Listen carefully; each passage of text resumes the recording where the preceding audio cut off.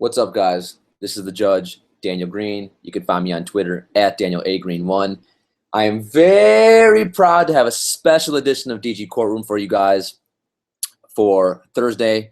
It's only a 3-game slate, so I'm not going to do a normal hour-long podcast giving you a recap of Wednesday's games and also giving you my top plays for Thursday. Instead, what I'm going to do is even better, I think. I'm going to basically post my conversation that I just had this afternoon with special guest Andy Larsen, who's a Utah Jazz beat writer and also an affiliate of the Utah Jazz, radio host, et cetera, a Utah Jazz guru. He killed this interview. I thought he did a phenomenal job. To give you a quick rundown of what we talked about, we basically talked about beat writers' kind of thoughts on DFS because, I thought all along beat writers, hate DFS players because, we basically nag them all day. Is Favors going to play? What's wrong with Favors? And basically saying guys that are having horrible nights, even though in real life they're having great nights. We also talk about Derek Favors, what's been going on with him this year. We talk about one of the judges' favorite topics, the topic of pace, right? Utah plays at such a slow pace. So what's the reason for that? Andy tells us why they play at such a slow pace. We talk about the enigma of Dante Exum. What's going on with him this year? He certainly has not performed and lived up to expectations.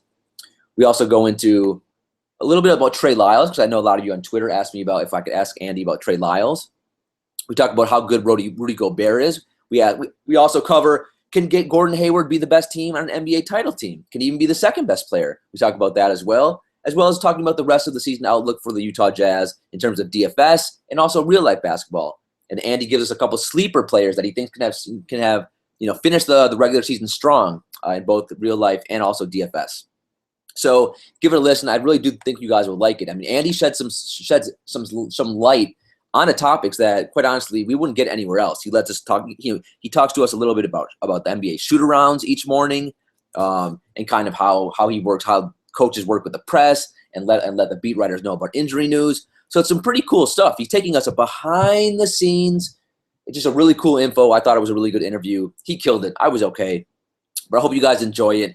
And if you guys are kind enough, and if you guys do enough retweets, if you download the app Draft, if you retweet out the show, both the podcast with Andy, and then also tomorrow, I think what I'm going to do 1 hour before lineup lock, I will post a 5 to 10 minute clip of my favorite plays of the day. So hopefully I will give you guys that as well, as long as you are kind to the judge.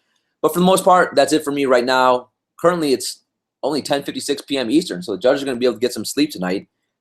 Currently, the Clippers and Houston are just tipped off about 10 minutes ago.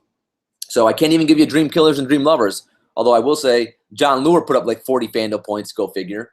But don't worry, I will be back tomorrow with a whole new show, recapping Thursday night's game and getting you prepared for a massive Friday night DFS slate. But until then, enjoy the podcast with Andy Larsen. Also, give him a tweet. Follow him on Twitter, obviously. Follow his podcast that he has.